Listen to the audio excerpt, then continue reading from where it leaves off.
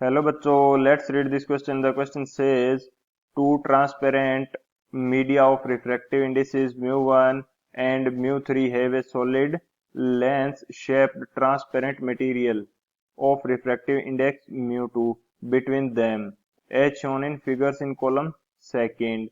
A ray traversing these media in is also shown in the figures. In column first, different relationships between mu1, mu2 and mu3 are given. Match them to the ray diagram shown in column second. So column first के अंदर हमें relation दिया है mu1, mu2 and mu3 के अंदर, and column second के अंदर कुछ रे डायग्राम गिवन है. सो हमें इनके बीच में रिलेशन फाइंड आउट करना है. सो ऑप्शन फर्स्ट जो हमें दिया है A13, B245, C135, D24. Option B की यदि बात की जाए तो A415, B213, C25, D2. Option यदि सी की बात करें तो A135, B451, C35, D1 and option D none of these. तो इस क्वेश्चन के अंदर हमें क्या है गिवन कर रखा है कि लेंसेज गिवन है जिनके ऊपर रे डायग्राम या इंसिडेंट रे का जो रिफ्रैक्शन है वो शो किया गया है, एंड कॉलम फर्स्ट के अंदर हम रिलेशन दे रखा है किसके बीच में, जो रिफ्रैक्टिव इंडेक्सेस हैं इनके बीच में. तो इस क्वेश्चन के लिए जो की कंसेप्ट है वो देखते हैं. की कंसेप्ट की यदि बात की जाए तो की कंसेप्ट हमारे पास क्या हो जाएगा इस क्वेश्चन के लिए. फर्स्ट जो हम की कंसेप्ट यूज करेंगे कि यदि रे ऑफ लाइट है ये डेंसर मीडियम से रेयरर मीडियम की तरफ जाती है तो नॉर्मल से अवे बेंड कर जाती है, एंड यदि ये रे हमारे पास किस से जाएगी, रेयर मीडियम से डेंसर मीडियम की तरफ जाएगी तो ये नॉर्मल की तरफ बेंड करेगी.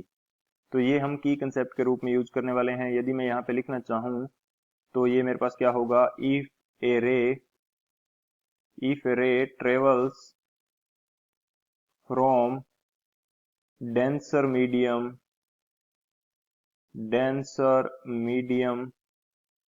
to rare medium, then after refraction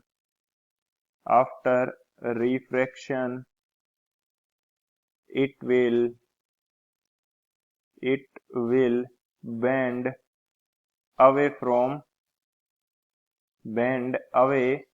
from normal. तो ये नॉर्मल से दूर बेंड करेगी. एंड सेकंड की कंसेप्ट हमारे पास क्या हो जाएगा, इफ ए रे travels from rare medium to denser,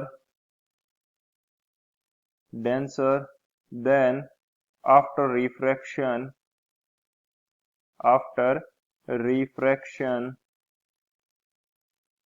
it will bend towards normal.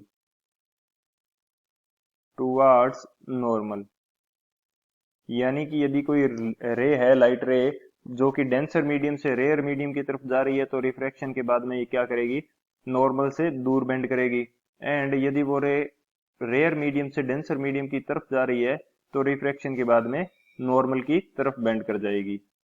तो ये दो हमारे पास हो जाएंगे की कंसेप्ट, एंड इन दोनों की कंसेप्ट से देखते हैं सॉल्यूशन. अब यदि बात करी जाए सॉल्यूशन की तो ये हमें कॉलम सेकंड के अंदर रे डायग्राम्स गिवन है. तो इन कंडीशंस के लिए मैं क्या करता हूं, सबसे पहले सभी के लिए नॉर्मल ड्रॉ कर देता हूं. तो फर्स्ट जो डायग्राम है इसके लिए हमारा नॉर्मल कैसे हो जाएगा, इस कंडीशन के लिए कुछ इस प्रकार से होगा, एंड सेकंड सरफेस के लिए हमारे पास नॉर्मल कुछ इस तरह से हो जाएगा. बात करते हैं सेकंड डायग्राम की, तो इसके अंदर नॉर्मल फर्स्ट सरफेस के लिए कुछ इस तरह, एंड सेकंड सरफेस के लिए नॉर्मल होगा हमारा कुछ इस तरह से. थर्ड डायग्राम की यदि बात करी जाए तो इसके अंदर हमारा नॉर्मल फर्स्ट सरफेस के लिए कुछ इस तरह हो जाएगा, एंड सेकंड सरफेस के लिए कुछ इस तरह. फोर्थ डायग्राम के अंदर जो नॉर्मल है फर्स्ट सरफेस के लिए ये हमारा होगा कुछ इस तरह से, एंड सेकंड सरफेस के लिए जो नॉर्मल होगा ये हमारा हो जाएगा कुछ इस तरह. फोर्थ डायग्राम की यदि बात करें तो हमारा नॉर्मल कुछ इस तरह होगा फर्स्ट सरफेस के लिए, एंड सेकंड सरफेस के लिए हमारा नॉर्मल क्या हो जाएगा, कुछ इस तरह से। अब अकॉर्डिंग टू दीज डायग्राम्स हम बात करते हैं रिफ्रैक्टिव इंडेक्स की। तो जो फर्स्ट डायग्राम है इसके अंदर यदि देखा जाए तो जो रे है ये μ1 से μ2 के अंदर आ रही है and towards the normal bend कर रही है।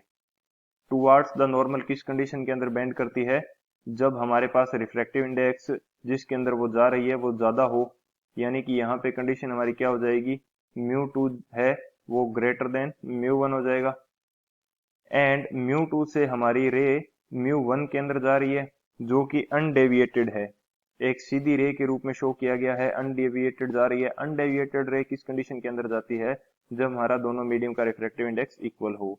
तो μ2 है ये इक्वल हो जाएगा μ3 के। अब बात करते हैं सेकंड डायग्राम की। सेकंड डायग्राम के अंदर देखा जाए तो रे है जो μ2 मीडियम के अंदर आने के बाद में away from the normal bend कर रही है। अवे फ्रॉम द नॉर्मल का मीनिंग है कि जो हमारे पास मीडियम है वो रेयर है इंसिडेंट मीडियम की तुलना में। तो यहाँ पे हमारे पास क्या हो जाएगा, जो μ1 है इस कंडीशन के लिए ये ज्यादा हो जाएगा μ2 से, एंड जो रे है μ2 से μ3 की तरफ जाने वाली, तो ये तो अनडेविएटेड जा रही है। अनडेविएटेड जाने का मीनिंग है कि μ2 है वो किसके इक्वल है, μ3 के इक्वल है। थर्ड डायग्राम की यदि बात की जाए तो इसके अंदर रे ऑफ लाइट μ1 से μ2 के अंदर आने के बाद में away from the normal deviate कर रही है।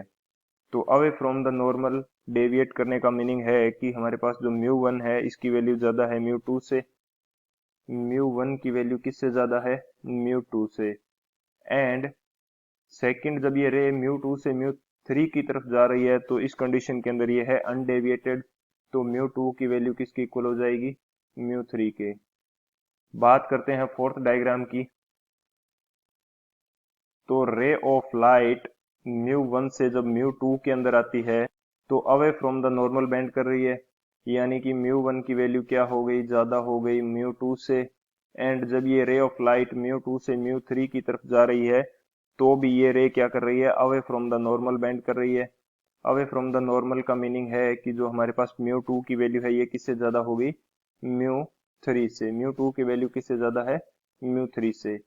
इसी तरह से जो फिफ्थ डायग्राम है, रे डायग्राम हमें शो किया गया है, इसके अंदर μ1 से जब रे μ2 के अंदर जा रही है तो away from the normal bend कर रही है। अवे फ्रॉम द नॉर्मल का मीनिंग है कि μ1 हमारे पास ग्रेटर देन μ2 हो जाएगा, एंड जब μ2 से μ3 की तरफ जा रही है तो इस कंडीशन के अंदर ये रे है अनडेविएटेड। अनडेविएटेड कंडीशन के अंदर μ2 हमारा किसके इक्वल हो जाएगा, μ3 के। तो ये हमने सभी गिवन कंडीशंस के लिए जो म्यू का रिलेशन है ये फाइंड आउट कर लिया है। अब बात करते हैं ऑप्शंस की कि कौन से ऑप्शन के लिए कौन सा करेक्ट हो जाएगा। तो बात करें यदि कॉलम फर्स्ट के ए ऑप्शन की, जिसके अंदर हमें गिवन है कि μ2 की वैल्यू क्या है, ज्यादा है μ1 से। μ2 की वैल्यू ज्यादा है μ1 से, ऐसा हमारे पास सिर्फ एक कंडीशन है जिसके अंदर μ2 की वैल्यू μ1 से ज्यादा है, वो है हमारे पास फर्स्ट। तो फर्स्ट के लिए μ2 की वैल्यू μ1 से ज्यादा है। तो यदि मैं यहाँ पे लिखना चाहूँ तो ए के अंदर हमारा कौन सा आ जाएगा, सेकंड।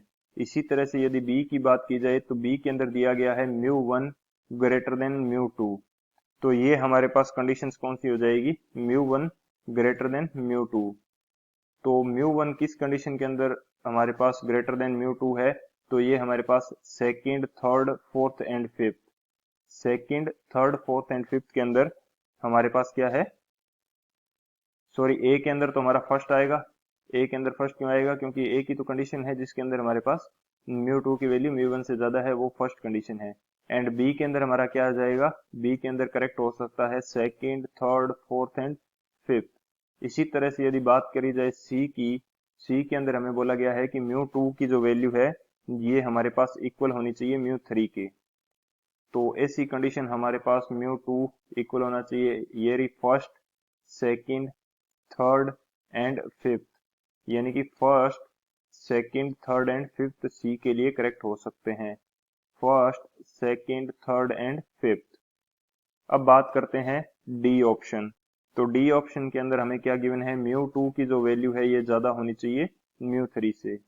म्यू टू की वैल्यू म्यू थ्री से ज्यादा हो ऐसी कंडीशन हमारे पास सिर्फ एक है ऑप्शन, जो कि 4, यानी कि डी के अंदर हमारा क्या आ जाएगा, डी के अंदर आ जाएगा 4। तो अब जो ऑप्शंस हैं वो चेक करते हैं। ऑप्शन ए के अंदर दिया है एक फर्स्ट एंड थर्ड, तो ए के अंदर ओनली वन आ सकता है, थर्ड नहीं आ सकता, फर्स्ट ऑप्शन हमारा गलत हो जाएगा। ऑप्शन बी की यदि बात की जाए तो ए के अंदर 4, 1 एंड 5 दे रखा है, तो हमारे पास ए के अंदर ओनली क्या आ सकता है 1, 4 एंड 5 नहीं आ सकते, तो ये भी हमारा गलत हो गया। सी के अंदर हमें दे रखा है कि जो ए है इसके अंदर कौन कौन से आ सकते हैं 1, 3 एंड 5, जबकि हमें पता है कि ए के अंदर ओनली 1 आएगा, तो सी भी हमारा गलत हो गया। सो हमारा करेक्ट ऑप्शन कौन सा होगा, करेक्ट ऑप्शन हो जाएगा option D, none of these. So option D is the final answer. I hope you understood it well. Best of luck. Thank you.